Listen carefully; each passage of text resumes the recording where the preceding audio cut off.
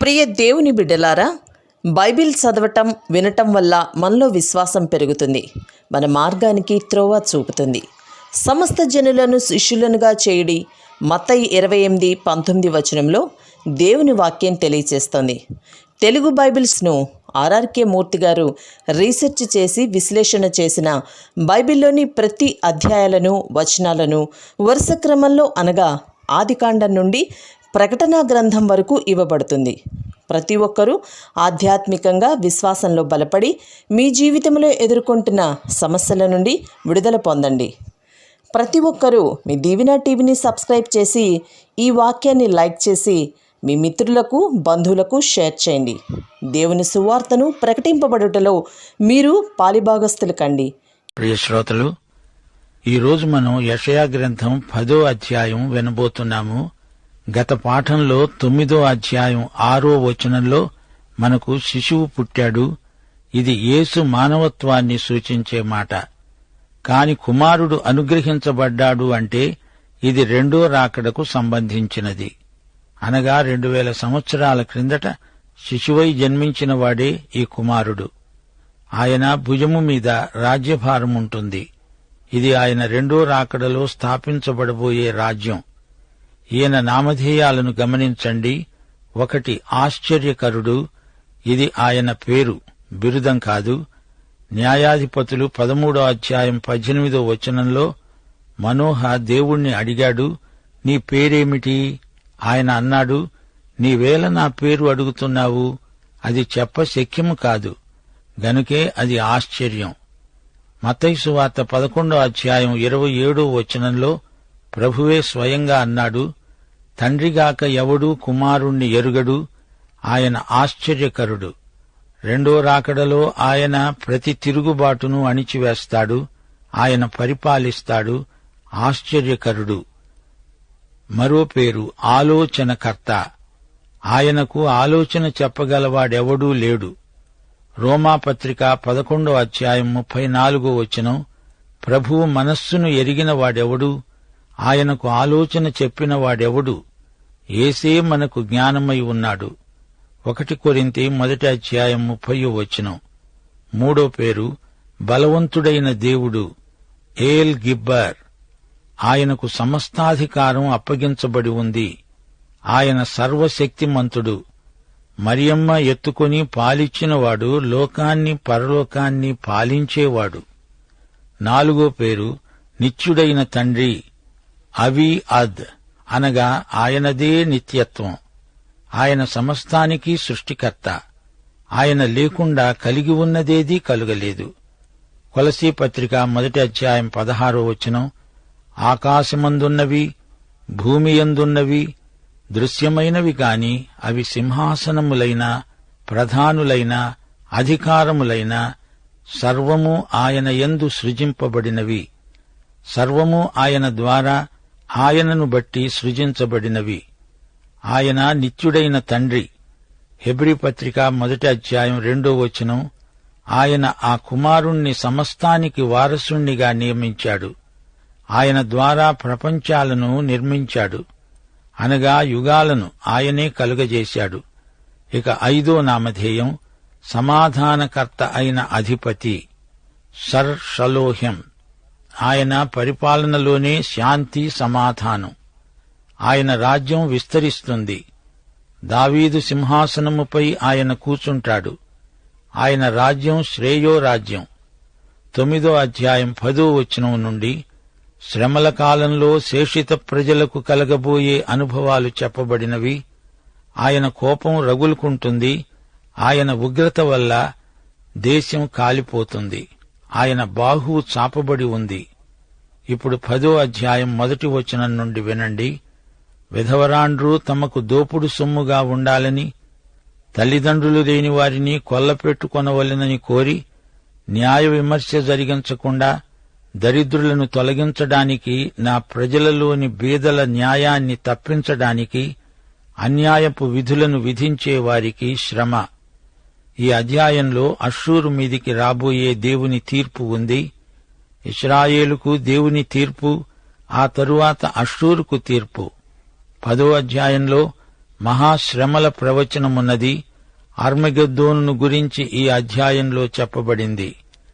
యెషయా గ్రంథం 7వ అధ్యాయం నుండి 12వ అధ్యాయం వరకు ప్రవచనాలన్నీ అహాజు కాలంలోనే పలుకబడినవి. అష్షూరు రాజ్యం ప్రవచనంలో రాబోయే ఉత్తరాది శత్రువుకు సంకేతం. ఆ దినము అంటూ దేవుడు దానిని పేర్కొంటాడు. అదే హర్మగెద్దోను యుద్ధ దినం. దేవుని న్యాయం రాజ్యంలో కనిపించకపోగా దేవుడు కోపగిస్తున్నాడు. విచారణ లేకుండానే న్యాయాధిపతులు అమాయకులకు శిక్ష విధిస్తున్నారు. బీదలకు, విధవరాండ్రకు న్యాయం జరగటం లేదు. దేశంలో న్యాయ వ్యవస్థ అస్తవ్యస్తమైపోయింది అంటున్నాడు ప్రవక్త. 3వ వచనం, దర్శన దినమున, దూరము నుండి వచ్చే ప్రళయ దినాన మీరేమి చేస్తారు? సహాయమునొందడానికి ఎవరి వద్దకు పారిపోతారు? మీ ఐశ్వర్యాన్ని ఎక్కడ దాచుకుంటారు? దేవుడంటున్నాడు, న్యాయాధిపతులారా, నేను మీకు న్యాయాధిపతిని. అవును, ప్రతి న్యాయాధిపతి తనకు దేవుడు అప్పగించిన బాధ్యతల విషయమై దేవునికి లెక్క అప్పగించాలి. అన్యాయస్థులైన న్యాయాధిపతులు ఆయన సింహాసనము ఎదుట నిలవవలసి ఉంటుంది. వారు చెరపట్టబడిన వారి కింద దాక్కుంటారు, హతులైన వారి కింద కూలుతున్నారు. ఈలాగు జరిగినా యెహోవా కోపము చల్లారలేదు. ఆయన బాహువు ఇంకా చాపబడి ఉంది. 5వ వచనంలో అష్షూరు మీది తీర్పు వివరించబడింది. ఇశ్రాయేలుపై తీర్పు చెప్పిన తరువాత అష్షూరు తీర్పు ప్రకటించబడింది. అష్షూరీయులకు శ్రమ. వారు నా కోపమునకు సాధనమైన దండము, నా దుడ్డుకర్ర, నా ఉగ్రత వారి చేతిలో ఉన్నది. అనగా ఇశ్రాయేలును గుణపరచడానికి దేవుడు ఈ విధంగా చర్య తీసుకుంటున్నాడు. అష్షూరును దేవుడు వాడుకొని ఇశ్రాయేలును దండిస్తున్నాడు. అష్షూరును శిక్షాదండంగా వాడుకుంటున్నాడు. తన బిడ్డలపై క్రమశిక్షణ చర్యకు దేవుడు శత్రురాజును సాధనంగా వాడుకోవడం బహు విచిత్రమనిపిస్తోంది. 6వ వచనం, భక్తిహీనులైన జనముల మీదికి నేను వారిని పంపుతాను. దోపుడు సొమ్ము దోచుకోవడానికి, కొల్లపెట్టడానికి, వీధులను తొక్కించడానికి, నా ఉగ్రతకు పాత్రులైన జనులను గూర్చి వారికి ఆజ్ఞాపిస్తాను. శ్రోతలు వింటున్నారా? అష్షూరు రాజైన సన్హెరీబును ఇశ్రాయేలు మీదికి పంపించి, నేనే పంపించాను అంటున్నాడు దేవుడు. ఉత్తరాన ఇశ్రాయేలు జాతి అష్షూరు చేతికి అప్పగించబడ్డారంటే అందులో దేవుని ప్రమేయం ఉందని మనం గ్రహించాలి. కడవరి దినాలలో మరొక శత్రువు ఉత్తరాన లేస్తాడు. అది రోమక రాజ్యం కావచ్చు. 7వ వచనం, అయితే అతడు అలాగు అనుకొనడు. అది అతని ఆలోచన కాదు. నాశనం చెయ్యాలని, చాలా జనములను నిర్మూలం చెయ్యాలని అతని ఆలోచన. అతడు ఇలా అనుకుంటున్నాడు, నా అధిపతులందరూ మహారాజులు కారా? అష్షూరుకు యెహోవా దేవుడు ఎవరో తెలియదు. అయినా దేవుడు తన సంకల్ప సిద్ధికి అష్షూరును వాడుకున్నాడు. దేవుడు ఎవరినైనా ఎలాగైనా తన చిత్తము నెరవేర్పు కోసమై వాడుకోగలడు.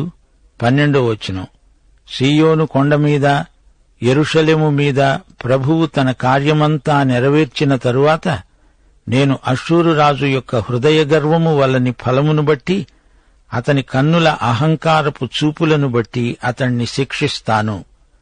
దేవుడు అష్షూరును వాడుకున్న తరువాత తన ప్రజలైన ఇశ్రాయేలును ఈ విధంగా క్రమశిక్షణ ద్వారా గుణపరచి అష్షూరును కూడా శిక్షించాడు. దేవుని తీర్పు నుండి ఎవరూ తప్పించుకోజాలరు. అష్షూరును కూడా వారి దొండగాలను బట్టి వారికి తగిన శిక్షను దేవుడు విధించాడు. చరిత్రలో దేవుని శిక్షా విధానం స్పష్టంగా కానవస్తోంది. దానిని ఎవరూ కాదనలేరు.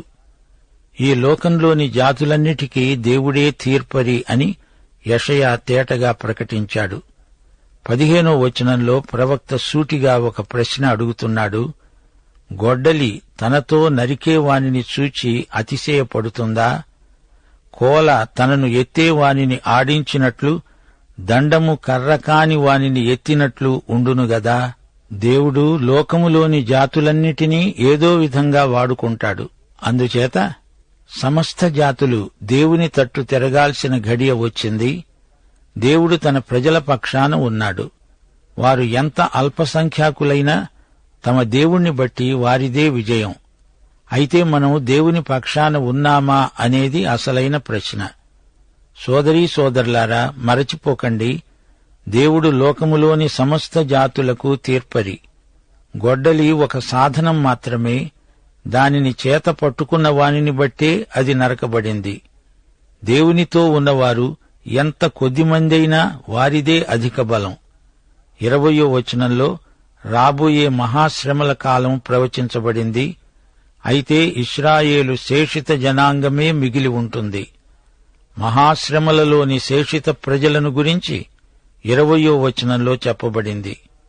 ఆ దినమున ఇశ్రాయేలు శేషమును యాకోబు కుటుంబములో తప్పించుకున్నవారు తమను హతము చేసిన వానిని ఇకను ఆశ్రయింపక సత్యమును బట్టి ఇశ్రాయేలు పరిశుద్ధ దేవుడైన యెహోవాను నిజముగా ఆశ్రయిస్తారు. ప్రవక్త భవిష్యత్తులోకి చూస్తున్నాడు. అది మహాశ్రమల కాలం. వారు ఇశ్రాయేలు శేషిత ప్రజలు. 24వ వచనం, ప్రభువును సైన్యములకు అధిపతి అయిన యెహోవా ఈలాగు సెలవిస్తున్నాడు. సీయోనులో నివసిస్తున్న నా జనులారా, ఈజిప్టు వారు చేసినట్లు అష్షూరు కర్రతో నిన్ను కొట్టి నీ మీద తన దండము ఎత్తినా వానికి భయపడకు. ఇక కొద్ది కాలమైన తరువాత నా కోపము చల్లారుతుంది. ఈ మాట యూదాకు గొప్ప ఆదరణ. అష్షూరు చెర నుండి, వారి బారి నుండి తప్పిస్తానని దేవుడు హామీ ఇస్తున్నాడు. 27వ వచనం, ఆ దినాన నీ భుజము మీది నుండి అతని బరువు తీసివేయబడుతుంది, నీ మెడమీది నుండి అతని కాడి కొట్టివేయబడుతుంది. నీవు బలిసినందున ఆ కాడి విరుగగొట్టబడుతుంది. ఇప్పుడు హర్మగెద్దోను మహాయుద్ధాన్ని గురించి, ఆ దినమును గురించి 28 నుండి 32వ వచనం వరకు ప్రవచనమున్నది. అష్షూరీయులు ఆయాతు మీద పడుతున్నారు, మిగ్రోను మార్గంగా పోతున్నారు. మిక్మషులో తమ సామగ్రి ఉంచుకున్నారు. వారు కొండసందు దాటి వస్తున్నారు. రామా వణుకుతున్నది, గెబలో బస చేతాము రండి అని చెబుతున్నారు. సౌలు గిబ్యా నివాసులు పారిపోతారు. గల్లీములారా, బిగ్గరగా కేకలు వెయ్యండి. లాయుషా, ఆలకించు. అయ్యయ్యో, అనాతోతు, మద్మేనా జనులు పారిపోతారు. గిబా నివాసులు పారిపోతారు. ఈ దినమే దండు నోబులో దిగుతుంది. ఈ దినమే సీయోను కుమారి పర్వతము, యెరూషలేము కొండ మీద వారు తమ చెయ్యి ఆడిస్తారు. సోదరీ సోదరులారా, వింటున్నారా? ఇది ప్రవచనానికి పరాకాష్ట. ఇక్కడ చెప్పబడిన ప్రదేశాలన్నీ యెరూషలేముకు ఉత్తరాన ఉన్నాయి. అష్షూరు ముట్టడి చేయడానికి వచ్చే మార్గంలో ఈ ప్రదేశాలున్నాయి. భవిష్యత్తులో ఉత్తరం నుంచి రాబోయే మహాశత్రువు ఉన్నాడు. మాగోగు నుండి వస్తాడు. యెహెజ్కేలు 38, 39 వచనాల్లో మాగోగు ప్రవచనం సవిస్తరంగా చెప్పబడింది. ఈ వాక్య భాగంలో చెప్పబడిన స్థలాల పేర్లు గమనించండి. ఆయాతు యెరూషలేముకు ఉత్తరాన 25 కిలోమీటర్ల దూరంలో ఉంది. మిగ్రోను ఆయాతుకు దక్షిణంగా ఉంది. ఇక్కడే యోనాతాను ఫిలిష్తీయులపై విజయం సాధించాడు. 1 సమూయేలు 14వ అధ్యాయం. గెబా, రామా మధ్య 10 కిలోమీటర్ల దూరం ఉంది. ఈ రెండు ప్రదేశాలు యెరూషలేముకు ఉత్తరంగా ఉన్నాయి.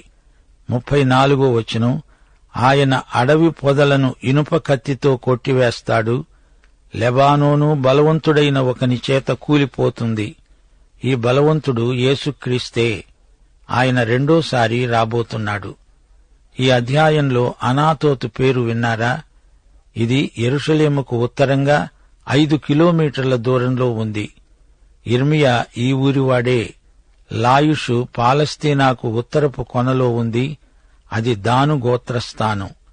మద్మేనా అంటే పేడ కుప్ప. ఇది యెరూషలేముకు ఉత్తరాన ఉన్న చెత్తకుండి. గెబా అనే స్థలం యెరూషలేముకు ఉత్తరాన ఉంది. నోబు ఉత్తరాన ఉన్న ఎత్తైన స్థలం. 33వ వచనంలో చూడండి. ప్రభువును సైన్యములకు అధిపతి అయిన యెహోవా భీకరముగా కొమ్మలను తెగగొట్టగా మిక్కిలి ఎత్తుగల చెట్లు నరకబడతాయి. దేవుడు జోక్యం కలిగించుకొని తన ప్రజలను కాపాడతాడు. ఇది యేసు ప్రభువు రెండవ రాకడ ప్రవచనం. ఆయన వచ్చి రాజ్యం స్థాపిస్తాడు. సోదరీ సోదరులారా, ఈ అధ్యాయంలో 7వ వచనం మరోసారి పరిశీలించండి. అష్షూరు రాజు అనుకున్నాడు, నాశనం చెయ్యాలి, చాలా జనులను నిర్మూలం చెయ్యాలి అని అతని ఆలోచన. చరిత్రలో దేవుని హస్తం గుర్తుపట్టారా? దేవుని అదృశ్య హస్తం రాజ్యాలను, రాజులను నడిపిస్తుంది. ఆయన వేలి కదలికకు అనుగుణంగా జాతులు, రాజ్యాలు, సమస్త మానవ చరిత్ర నడుస్తూ ఉండడం గమనించారా? అష్షూరు అన్యజాతి గాని దేవుడు అష్షూరును వాడుకున్నాడంటే అదొక మర్మమే. నా సేవకుడైన నెబుకద్నెజరు అని దేవుడు ఒక అన్యరాజును గురించి అన్నాడంటే ఇది గొప్ప విశేషమే గదా. ఈ అధ్యాయం ముగింపులో ఒక మాట చెప్పాలి. మన ప్రభువుకే సమస్తాధికారం ఉన్నది. ఆయన సజీవుడు.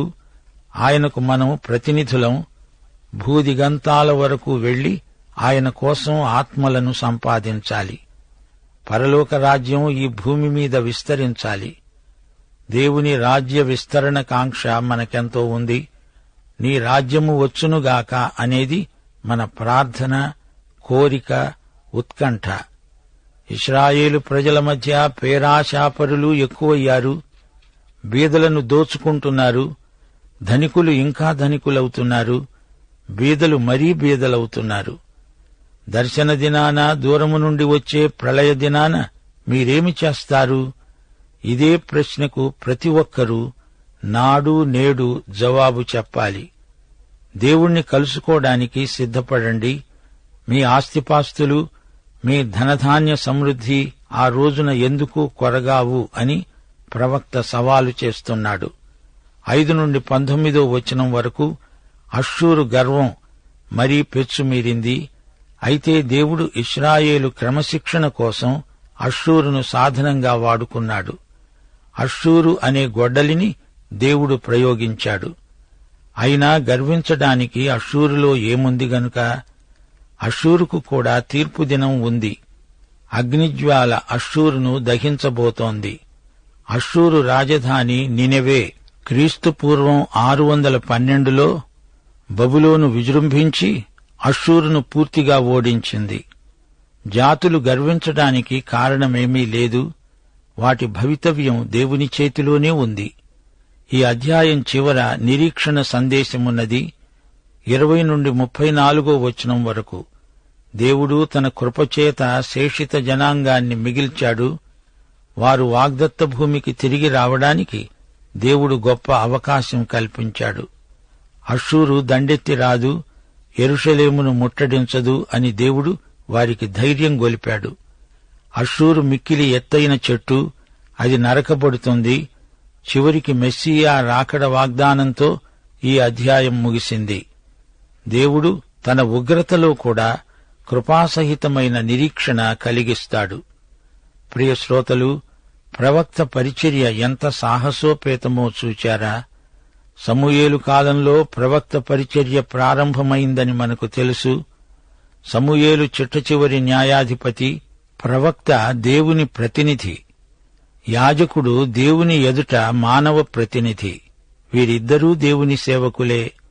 ప్రవక్త దేవుని పక్షాన మాట్లాడతాడు, ప్రవచిస్తాడు. దేవుని ఆజ్ఞలు, వాగ్దానాలు ప్రజలకు చెబుతాడు.